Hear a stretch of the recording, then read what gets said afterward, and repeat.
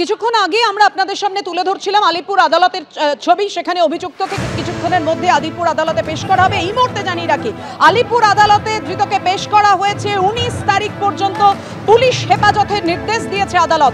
আরো বিস্তারিত জানবো, কথা বলবো। আমাদের সঙ্গে রয়েছেন আমাদের প্রতিনিধি অনির্বাণ বিশ্বাস। অনির্বাণ, জানাও। দেখো, তোমাকে প্রথমেই জানিয়ে রাখি যে আলিপুরের অতিরিক্ত যে সিজিএম রয়েছেন তিনি কিন্তু কিছুক্ষণ আগেই এই মামলায় প্রাথমিক রায় শুনিয়েছেন এবং সেখানে কিন্তু 19 তারিখ পর্যন্ত অভিযুক্তের পুলিশি হেফাজতের নির্দেশ দেওয়া হয়েছে। এবং যেমনটা কিন্তু আজকে আমরা দেখলাম আদালতে পেশের পর কিন্তু ডিফেন্স লয়ার তিনি কিন্তু পরিষ্কার জানান যে অভিযোগ রয়েছে সেই অভিযোগের মধ্যে বেশ কিছু ধোঁয়াশা রয়েছে, ফিসি ব্যাপার রয়েছে। তার কারণ তার যেটা বক্তব্য যে অভিযোগকারী যে অভিযোগ করেছেন তার অভিযোগপত্র অনুযায়ী 11:45 থেকে রাত 8:30 পর্যন্ত 8:35 পর্যন্ত কিন্তু আইআইএম জোকার এই লেক ভিউ যে ক্যাম্পাস বা হোস্টেল সেখানে কিন্তু ছিলেন ওই অভিযোগকারিনী। ফলত তাদের যেটা বক্তব্য ছিল যে আইআইএম জোকা একটি অত্যন্ত সুরক্ষিত জায়গা, সেই জায়গায় ঢুকতে গেলে ন্যূনতম 2 দফায় কিন্তু সিকিউরিটি চেকের মধ্যে দিয়ে যেতে হয়। আর কোনো পার্টিকুলার হোস্টেলে ঢুকতে গেলে সেক্ষেত্রে ওয়ার্ডারের পারমিশন প্রয়োজন। কিন্তু সেই কোনো কিছু সেই ওয়ার্ডারের পারমিশন হোক বা সিকিউরিটি চেক হোক, সেগুলো সব কিছুকে অ্যাভয়েড করে কিভাবে ওই ভিকটিম সে পৌঁছে গেল একেবারে ওই ছাত্রটির ঘরে, সেইটা নিয়ে কিন্তু প্রশ্ন তুলেছেন ডিফেন্স লয়ার। এবং সেক্ষেত্রে কিন্তু পাল্টা সরকারি আইনজীবী তিনি কিন্তু বলেছেন যে এই যে অভিযুক্ত সে এতটাই প্রভাবশালী ছিল যে সে কিন্তু এই সমস্ত কিছু অর্থাৎ সিকিউরিটি চেক থেকে শুরু করে ওয়ার্ডারের পারমিশন সমস্ত কিছুকে অ্যাভয়েড করে কিন্তু সাইকোলজি যিনি ট্রেনার কাউন্সিলর তাকে কিন্তু ঘরের ভেতরে প্রবেশ করিয়েছিলেন।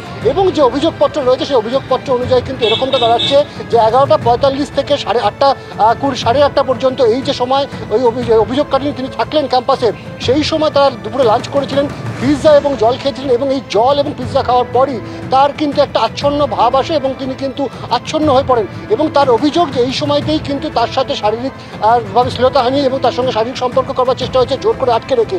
এই সমস্ত কিছু ঘটনা ঘটেছে। যদিও ডিফেন্স লয়ারের পাল্টা বক্তব্য ছিল যে অভিযোগকারিনী যেরকম সময় দিচ্ছেন যে 11:45 থেকে 8:30 পর্যন্ত তিনি ক্যাম্পাসেই ছিলেন এবং পুলিশের কাছে যখন ফার্স্ট ইনফরমেশন পৌঁছচ্ছে সেই ইনফরমেশনের সময়ও কিন্তু রাত 8:30। অর্থাৎ কীভাবে যখন ক্যাম্পাস থেকে তিনি বেরোচ্ছেন 4.5 কিলোমিটার দূরে থাকা হরিদেবপুর থানায় তিনি 1 মিনিটের মধ্যে পৌঁছে গেলেন, এই সমস্ত বিষয়গুলো নিয়ে কিন্তু প্রশ্ন ওঠে এবং সেগুলো নিয়ে সওয়াল জবাব চলে। যদিও পুলিশের তরফে পাল্টা বলা হয়েছে যে অভিযোগকারিনী যিনি রয়েছেন যে ভিকটিম তার কিন্তু একটা মেডিকেল লিগাল টেস্টের প্রয়োজন রয়েছে এবং একই সঙ্গে তার গোপন জবানবন্দি নিতে হবে।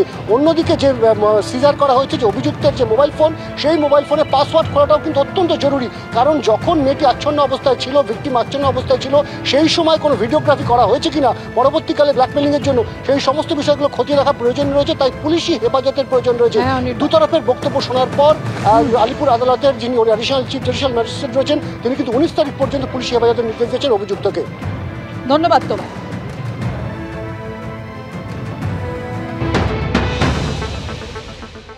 অভিযুক্ত একটা হরিদেবপুর পুলিশ স্টেশনে কালকে রাত্রি 8:35 একটা রিটিন কমপ্লেন জমা পড়েছে।